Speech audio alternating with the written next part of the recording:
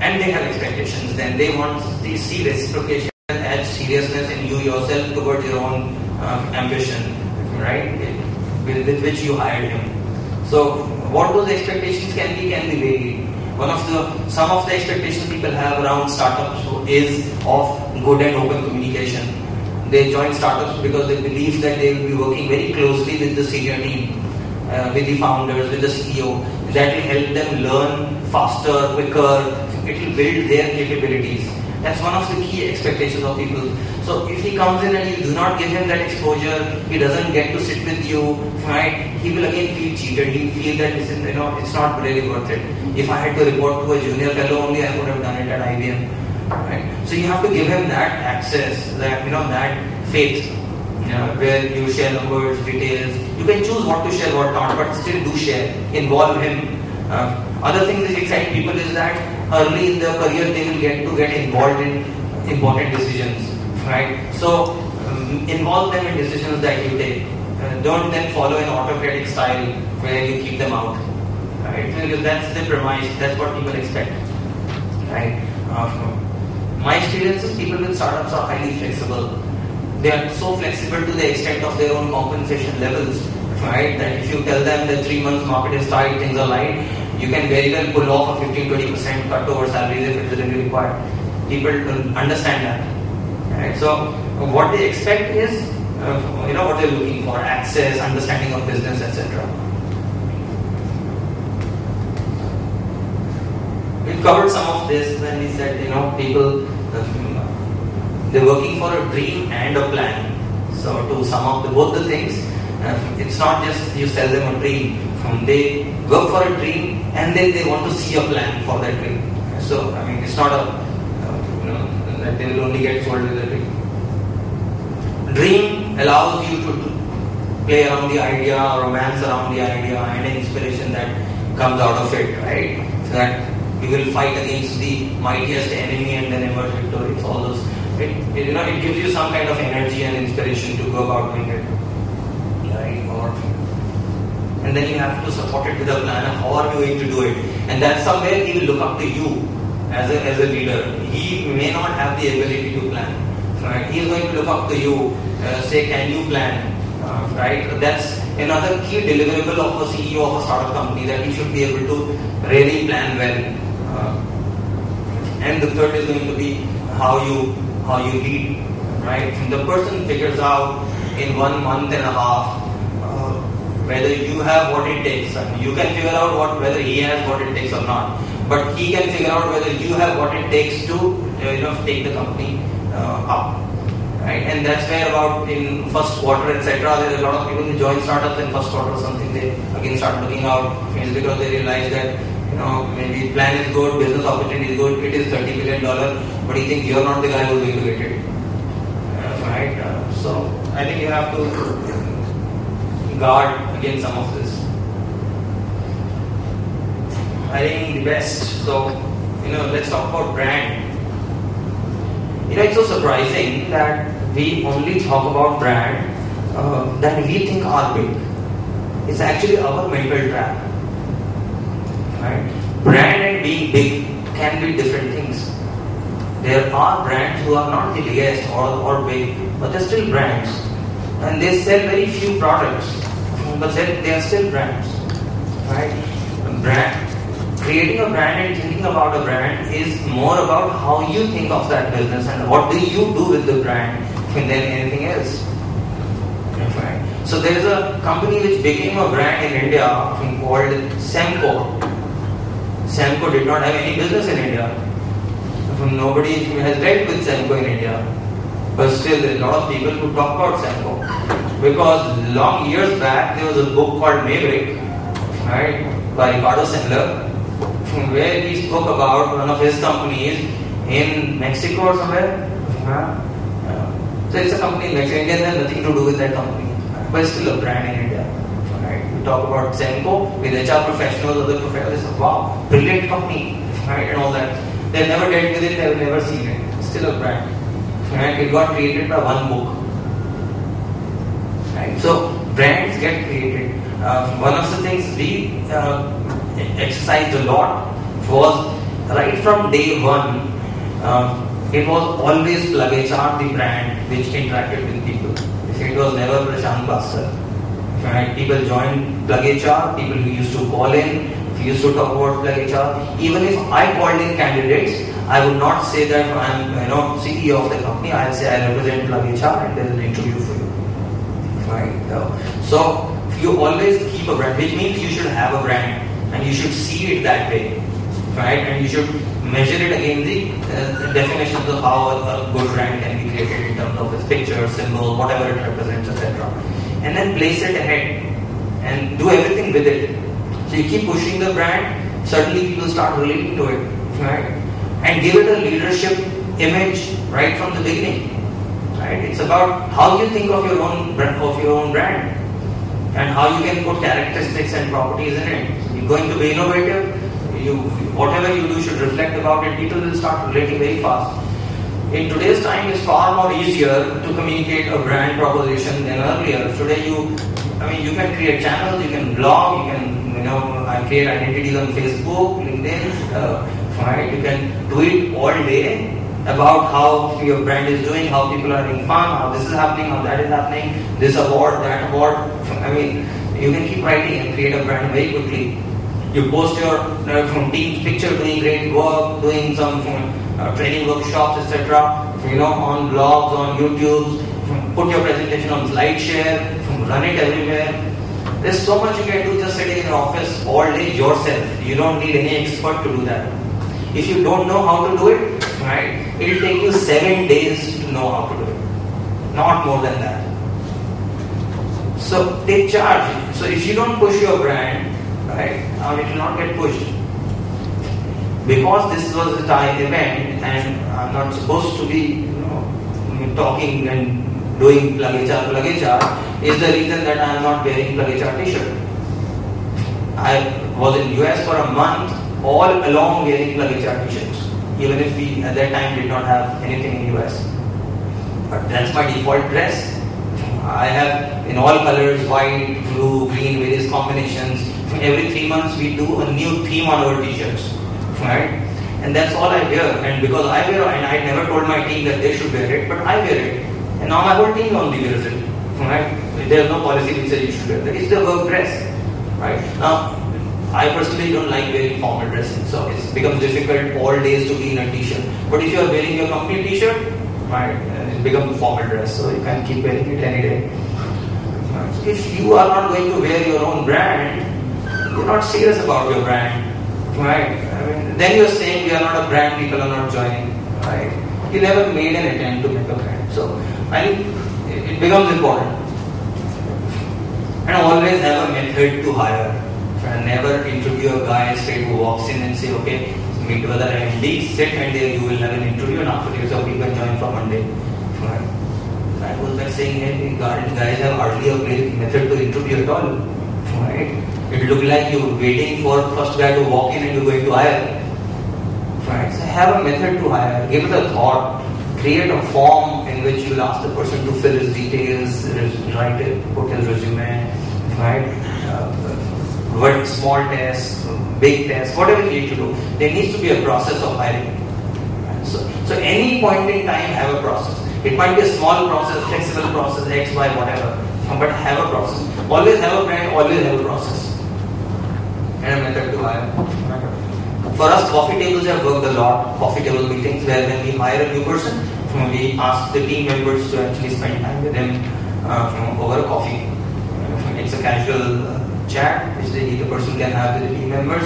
It allows the person to ratify whatever story you told him with team members. So he casually checks with team members. So how large do you think the market is? 3 people sound like immediately $50 billion. The guy is reassured that it's not just his story, every whole team is saying that. Right? So it allows him at a peer level to do a quick due diligence about what he's coming into it. The other thing it does is, sometimes when you're telling a story, right, you do not see work-related issues and challenges as much as your team may know of. Right? Because as an entrepreneur, right, you're slightly different, right? You're like Yudhishthir, whose Rath used to run a little feet above the ground or something. So a lot of problems you don't see, but your people deal with those problems. They see it. So they will be able to, familiarize the person with some of the challenges. And we say, all right, maybe this is the great story, all that, but be ready. You might be called on Sunday morning for a job, right? So, are you okay with that? So some of those. So that is balancing for the story that you did. Right? You don't want the guy to come completely fascinated, enamored by the story, and then find it difficult to work. So your team settles that.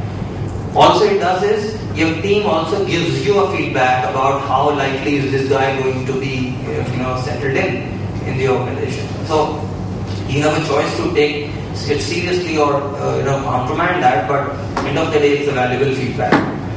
My experience is that teams are able to figure out very well who's going to fit in.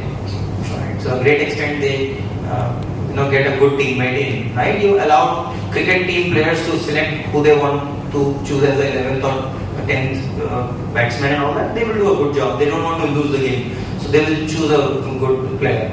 Right? So leave it to them. Do a profitable. In plug-HR, profitable is so serious that it's a veto. I mean, if you reject a profitable, no matter how much I like, no matter how my HR head is like, we just cannot take that person. Right? So it's a veto. And strategic compensation. So another tool which you can use very well in startup is play with compensation structures in an interesting manner. Right? Make future so bright, make performance so attractive. Right, that the person is compelled to perform. Right? Performance actually doesn't come by, So there are a lot of methods people do for performances, keep doing measurement only all the time, and all that. Right? I think best performance comes by when you put the right incentive in the right place, right? And you hire the person who you know has the hunger to do it. Allow him room, allow him space. He's going to do it, and allow him to make a mistake. And tell him that he can call you if he is finding it tough, difficult, and you're going to run with him, and you will help him achieve his first incentive fast, right? And then slowly he will learn how to earn it himself. So all that is important. You do that, performance comes out. So you can structure compensation in a variety of ways. You can fix salaries. You can have quarterly bonuses, annual bonuses. Right. You can have tenure-based bonuses where you say, okay, every time you complete your 2 years, 3 years, right, and there's going to be compensation, or there's going to be a world tour. If you complete 5th year with the company, you along with your spouse can do a world tour. Right. You can throw some of those things in. You can build stock options. Right. Though my experience is that there are people who know what is stock option worth. And they will ask for it. There are a lot of people who don't know. It's a call about whether you want to build too much. They will not do a trade-off between the money that they need and the stock option for sure. So if they need some money, they'll ask. They will not say because you've given stock option now you can run away with it. So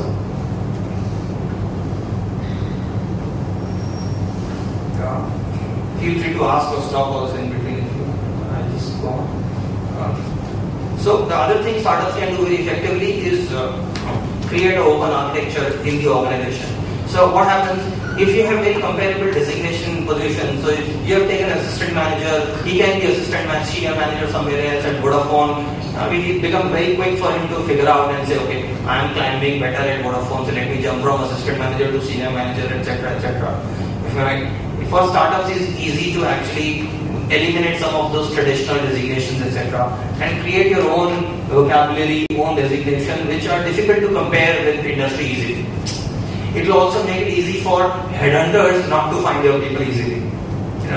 So if headhunter wants a senior manager, he calls every assistant manager, right? So don't call your people, call them whatever name you want to give,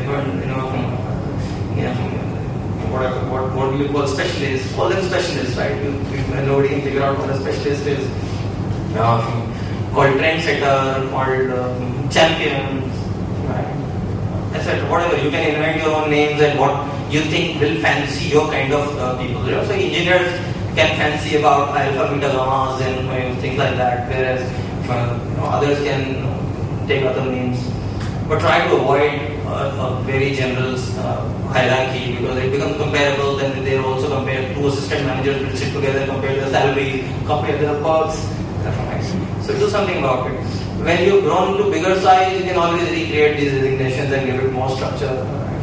And when you're doing that, one of the benchmarks you can use is to build an organization around the customer. So you can see first circle around customer, people who have a first level connect.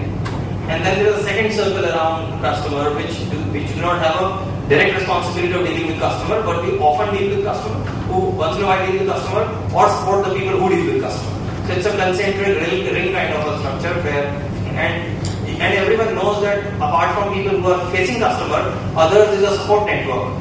So senior network also realizes that they are actually a support network, right? And how important it is for them to be behind the people who are facing the customer. Right? So they understand their role far more easily. They understand that it's not that they are boss, it's actually that they are the support. Their job is to empower the front line to be far more effective. Right? So some structures like this also allow them to see organization from a customer's point of view. So you can do that.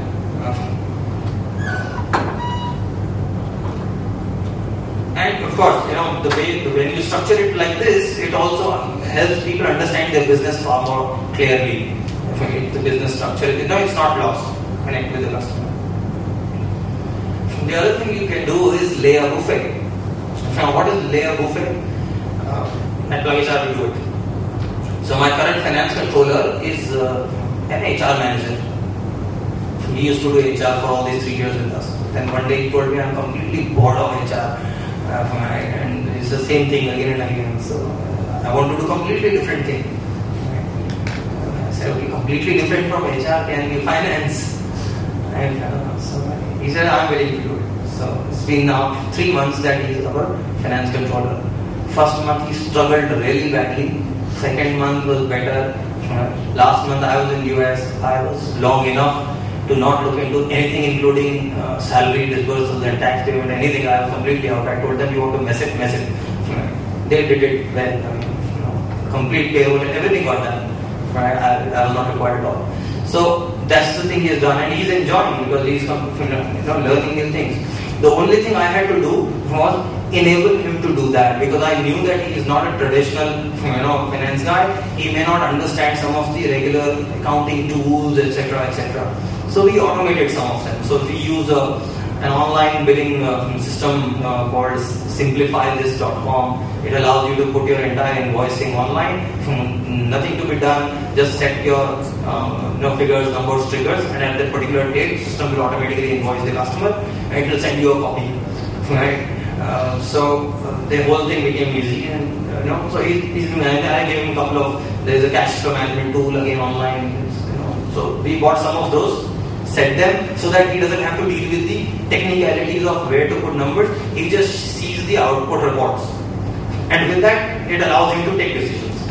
Right? So we made it easy for him. We restructured the whole function so that an HR guy can run the finance function. He's doing fine. So lay a buffet means in a startup, people had an expectation that they will get to do multiple jobs or different things. They will learn new things. But if you've not structured a business around that, how will you fulfill that desire? Right? So you should be able to do that. You have to take risk. That's a risk on your side, but that was your commitment to him, isn't it? So you got to take a risk. Problem is, if you commit and then shy away from taking entrepreneurial risks, right? Then that's a situation. So take the risk. Lay a buffet. Let him choose. We also have a role called corporate services. So there are people who do their functional thing. Then there are some which are common, like somebody has to manage brand, somebody has to do PR, somebody has to do business development, right? Website management, etc. So what we do is, these are all listed. And we tell people that you pick what you want to do. And it doesn't matter what's your background and what you bring and try to do. We'll figure out if your background is very, very different, then we might need to handhold you for a week or do a special program for you to make you fit to do that job. But we don't deny a person a role if the person wants to do that. Right? So our jobs are pretty broken up. There's no one brand management. Our brand roles maybe are being shared by 3 different people. So if somebody wanted to manage events and all that, that person does that. Right? It's pretty broken up. Also, if you have done it for a month and you think it's getting too much for you, you can't do it, you're free to come back and say, I can't do this. Right? So we will move that to somebody else. Allow that. You can do what you think you can do it. Right? In operations, we also allow people to take up jobs based on how much they want to work. So we have people doing 2 days a week job. They don't want to work more than 2 days a week. They work with luggage 2 days a week. Right? Whenever they are ready, they can work 5 days a week. Right? So that flexibility is allowed. And player team members. So I also have to choose a role. Right? So when there's a buffet and somebody is picked up, etc. Right? I also pick up if everyone is finding something difficult or saying that nobody wants to do that. I have no choice but to pick that up. So I also pick from the bouquet. I also say, okay, I'll do this role, that role. So play the team member. Remember, the company is a third party. You are not the company. You are one of them in some sense.